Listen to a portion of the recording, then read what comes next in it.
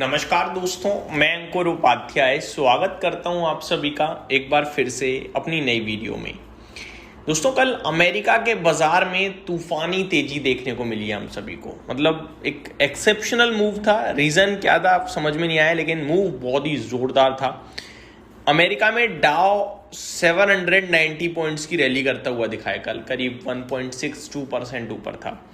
Nasdaq पहले लाल निशान में था, लेकिन इवेंचुअली अगर आप देखें तो 219 पॉइंट्स ऊपर बंद हुआ है। 0.89% की तेजी, यानी करीब 1% की तेजी आप कह सकते हो। S&P 500 1% ऊपर था और रसल 2000 2.2% अप था। यहाँ तो भयंकर तेजी देखने को मिली है हम सभी को। अब इतनी बड़ी तेजी के पीछे रीजन ऑब्वियस है, जानना बनता है, लेकिन अभी तक तो मेरे को नहीं समझ में आ रहा है। खैर, उस पर हम आगे आएंगे। यूरोप के मार्केट्स की बात करना चाहूंगा। फिट्सी 1.6% अप, डेक्स 1.4% और कैक आधे %, यानी चौतरफा तेजी थी कल एशियन मार्केट्स वीक थे, आज एशियन मार्केट्स में भी रिवाइवल है। निकई आप अपना भारतीय बाजार बंद है दोस्तों, मैं बताना चाहूंगा महाराष्ट्र डे के चलते, लेकिन दुनिया भर के बाजार खुले हुए हैं। तो अब बात करते हैं एशियन मार्केट्स की।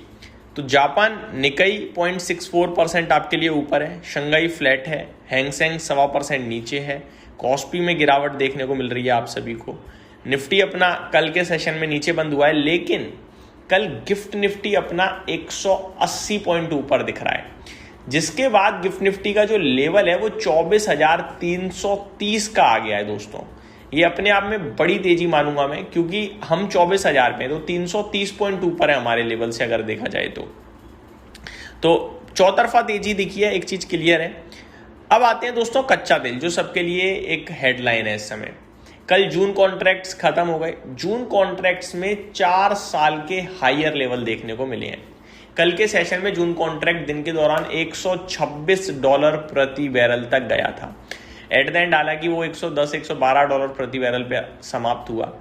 अब अगर जुलाई कॉन्ट्रैक्ट्स की बात करें तो $110-111 प्रति बैरल पे ट्रेड कर रहा है।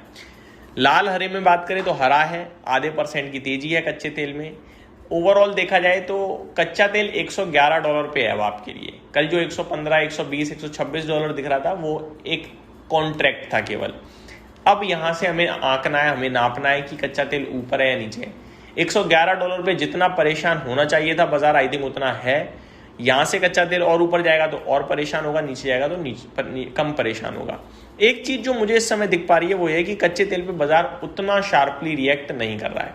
मार्केट ये मान के चल रहा है कि इवेंचुअली वॉर खत्म होनी चाहिए और उस पर बाजार रिएक्ट कर रहा है।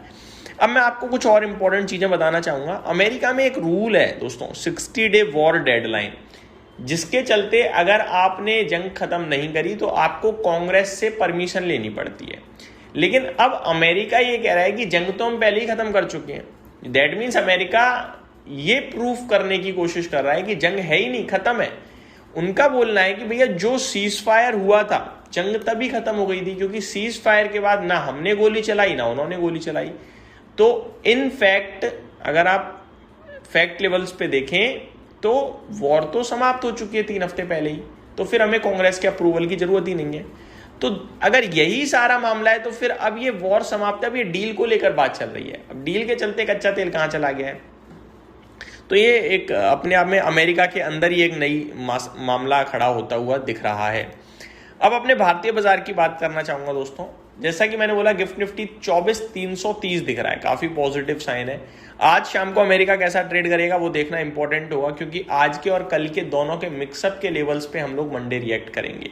प्लस वीकेंड पे अगर कुछ आ गया तो वो एक अलग ट्रिगर बन सकता है।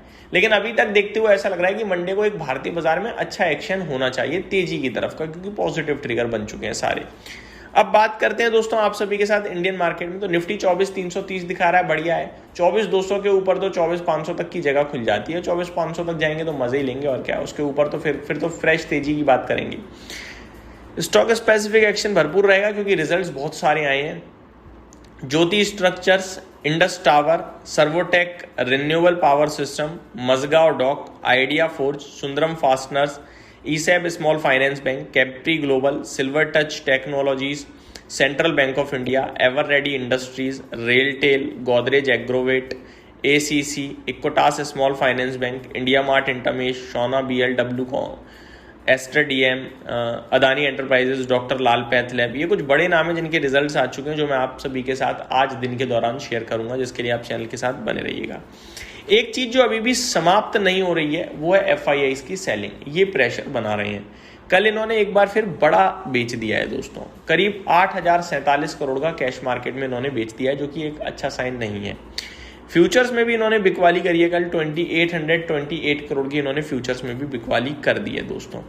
बात करें अगर DIIs की, तो इन्होंने खरीदारी करी है DIIs ने, नो डाउट, बट छोटी खरीदारी है सेलिंग के कंपैरिजन में। 3487 करोड़ की बाइंग करी है DIIs ने। तो ये मेरी तरफ से आपके लिए डेटा था, उम्मीद करता हूँ वीडियो पसंद आई होगी। Thank you so much for watching this video, have a great day guys.